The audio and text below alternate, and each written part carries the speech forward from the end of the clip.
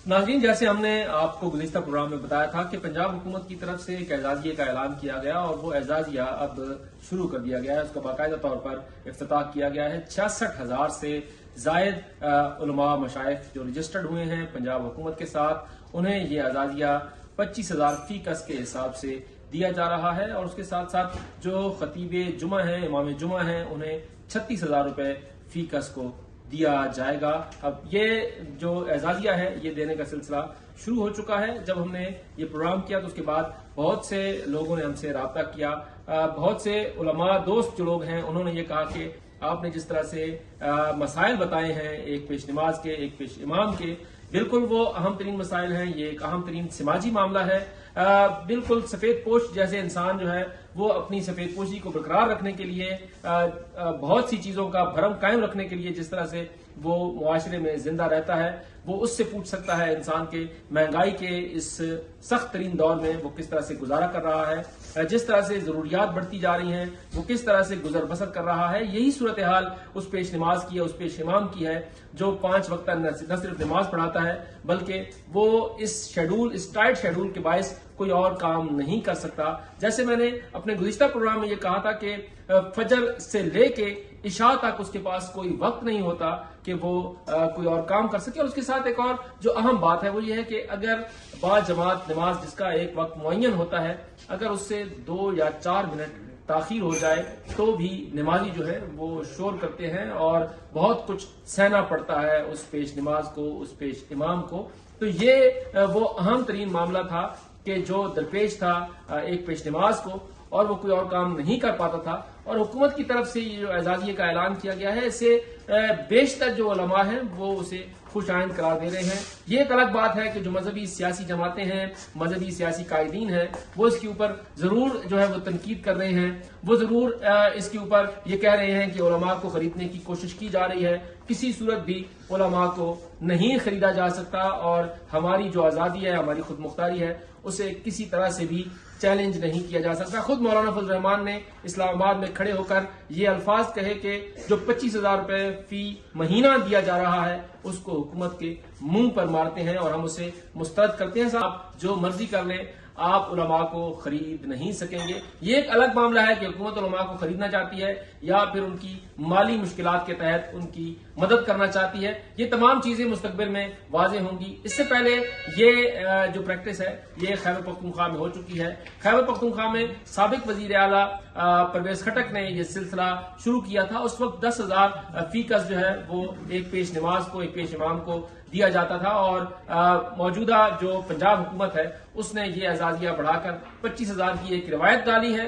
पंजाब में अब ये सिलसिला शुरू हो चुका है। क्या ये सिलसिला मुस्तकिल बुनियादों पर होगा या फिर 1 साल 2 साल के लिए होगा या जो दीनी हल्के हैं उनकी हमदर्दियां समेटने के लिए होगा, ये तमाम वो चीजें हैं जो वक्त के साथ सामने आएंगी। लेकिन फिल वक्त जो अहम तरीन बात है वो ये है कि इससे जो ये पेश नमाज है, इससे जो कम आमदनी वाले जो उलमाए किराम हैं उनकी बाकायदा तौर पर एक मुआवनत का न सिर्फ सिलसिला शुरू हुआ है बल्कि बाइज्जत तरीके से वो ये रकम अब हर मंथ जो है वो उसी तरह से निकाल सकेंगे जैसे किसी भी शख्स की तनख्वाह आती है और वो एटीएम के जरिए वो अपनी तनख्वाह निकलवा सकता है। इसी तरह का ये सिलसिला शुरू किया गया है। अगर ये सिलसिला मुस्तकिल कर दिया जाता है तो उससे यकीनन ये मामला जो है बेहतरी की तरफ बढ़ेगा। यहाँ पर एक और अहम बात है जिसकी तरफ मुतवज्जे करना बहुत जरूरी है, वो ये है कि एक तरफ एजाजिया दिया जा रहा है लेकिन दूसरी तरफ इन उलमाए किराम की तरबियत की भी जरूरत है। मुआशरे में पेश नमाज का, पेश इमाम का एक अहम तरीन किरदार होता है। वो बुनियादी तौर पर जो है न सिर्फ पेश नमाज होता है बल्कि वो दीन की रहनुमाई जो है वो फराहम करता है। और जो मोहल्ले के बच्चे हैं, जो गांव के बच्चे हैं, सबसे पहले अगर वो किसी दरसगाह में जाते हैं तो वही मस्जिद होती है मोहल्ले की या गांव की जहां पर वो जो है अपनी तालीम का जो है बाकायदा तौर पर आगाज करते हैं। कुरान पाक की तालीम दी जाती है। पाकिस्तान समेत मुस्लिम मुआशरों में बेशतर ये होता है कि जो सबसे पहले इब्तिदा की जाती है वो कुरान पाक की तालीमात से की जाती है। 4 साल के बच्चे को, 5 साल के बच्चे को जो है उसको तिलावत कलाम पाक की तरफ जो है वो रागिब करने की कोशिश की जाती है। उसे बाकायदा तौर पर बाद अज़ नमाज असर जो है वो भिजवाया जाता है और उस तरह का एहतमाम तकरीबन मुल्क के मुख्तलिफ इलाकों में जो है वो किया जाता है। और वक्त यही होता है कि असर के बाद, क्योंकि صبح کے اوقات میں اس کو اسکول ہوتا ہے، پھر 2 گھنٹے کی ریسٹ ہوتی ہے، اور اس کے بعد پھر یہ جو مکتب کا سلسلہ ہے، جو قرآن پاک کی تعلیمات کا سلسلہ ہے، یہ بعد از عصر شروع ہوتا ہے. تقریباً آدھے گھنٹے کا یہ ایک پیریڈ ہوتا ہے، پیریڈ ہی سمجھے، کیونکہ مسجد میں آدھے گھنٹے کو وقت کیا جاتا ہے بعد از عصر.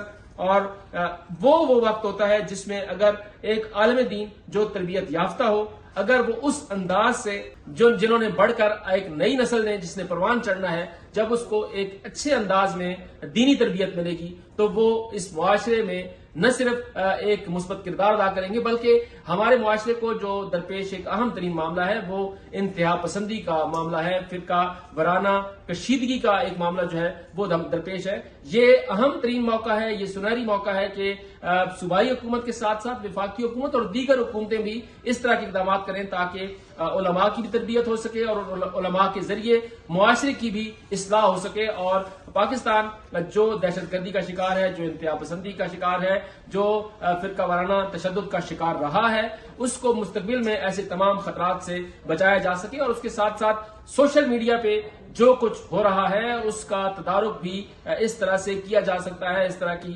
تربیت گاہوں سے ہو سکتا ہے. اس حوالے سے پنجاب حکومت کو باقاعدہ طور پر تربیتی ورکشاپس کا سلسلہ بھی اب اگلے مرحلے میں شروع کرنا چاہیے.